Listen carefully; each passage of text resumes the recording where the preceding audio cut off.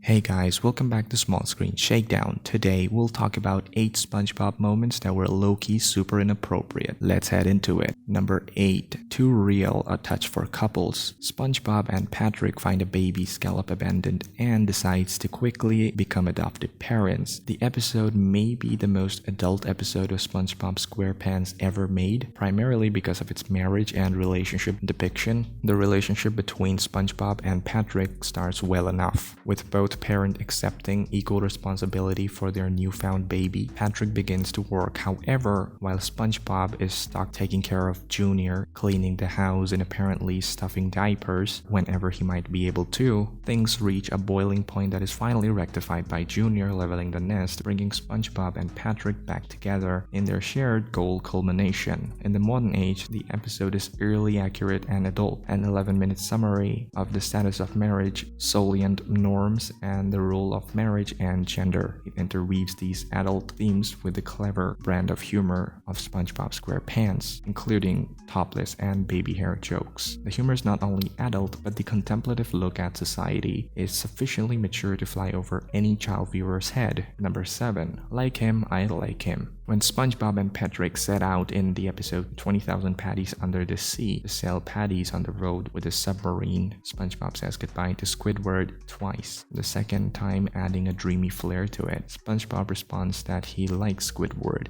when Patrick asks why SpongeBob said goodbye Squidward twice. After all, SpongeBob is a pretty happy-go-lucky sponge and tends to like everyone and everything. Nothing wrong with that. The slurry spin placed on Squidward's second parting words, however, would make viewers assume that the like of SpongeBob is of a sexual nature. Again, nothing wrong with that, since the show's first season, theories of SpongeBob being gay have circulated. The possible sexual undertones evaluated pretty quickly for children's humor to adult undertones. Number 6. In Bikini Bottom bestiality. In the episode My Pretty Seahorse, SpongeBob ties his seahorse Mystery up outside the Krusty Krab. Two locals approach her while Mystery is parked out front, thinking she is a new ride that Mr. Krabs has installed for the restaurant's patrons. In order to start the ride, they search for the coin slot, find a slot, and one gets kicked into the horizon, culminating in a mushroom cloud. So what kind of slot would be found on a live animal by two curious fish that were caused to kick so hard that it ended up in a nuclear fission? With Mysteries being described as a female seahorse, a slot would most likely represent exactly what you think, which she would certainly not be like to poke, propped, or use as a coin slot. Number 5. The money slot finally gets Mr. Krab. In Krusty Dogs, along with the other items on the menu, Mr. Krabs being selling hot dogs made from Krabby Patty meat, Mr. Krabby deletes Krabby Patties from the menu after the Krusty Dog becomes more popular than Bikini Bottom's favorite burger, predictably causing a panic attack on SpongeBob. SpongeBob and Squidward decide to formulate a plan that will make this wiener thing blow up in Mr. Krabs' face in an effort to thwart the popularity of Krusty's dog and get Squidward out of dignity-diminishing Krusty Dog's suit.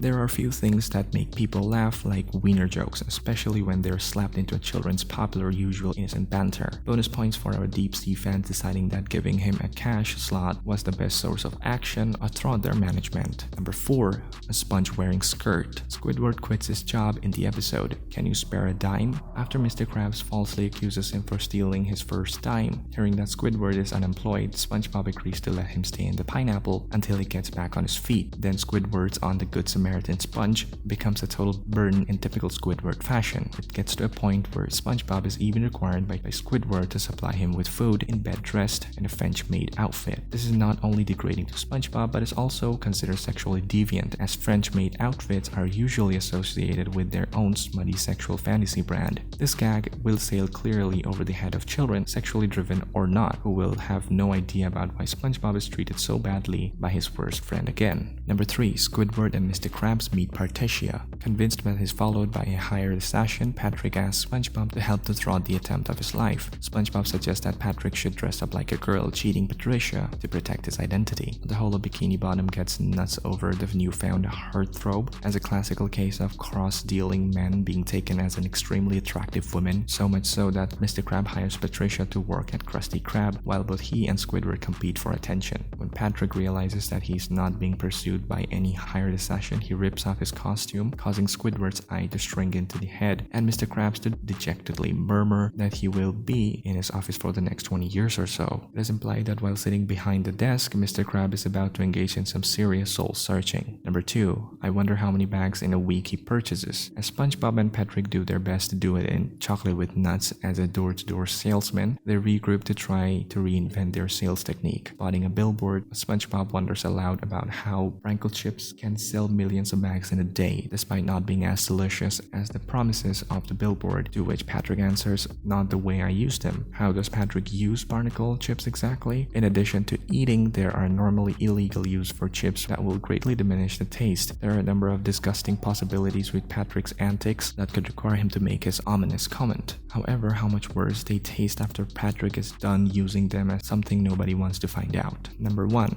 Sixth Arm by Patrick. Sandy suffers from a serious case in the homesickness in Texas, which promotes Patrick to suggest that they bring down a slice of Texas to Bikini Bottom. SpongeBob compliments Patrick by telling him that his genius is showing, causing Patrick to panic and cover his crotch immediately. Yep, Patrick thought that his sixth arm was hanging out of the bathing suit with a flower print. This one tends to fly right over any children's or young people's head watching. These are few things that make us laugh as hard as wiener jokes, and is one of the greatest jokes ever slipped past the censors of Nickelodeon. In one of the most cleverly written children's shows of all time is Right at Home. So, what do you think about these Spongebob Squarepants moments? Do you think that they are super inappropriate? Let us know in the comments below. This brings us to the end of our video. I hope you enjoyed it. Hit like if you did, and don't forget to subscribe to our channel so that you never miss out on any of our videos in the future. Also, watch the 2 videos that are on your screen because I'm sure you'll love them. With that, I'll see you in the next video.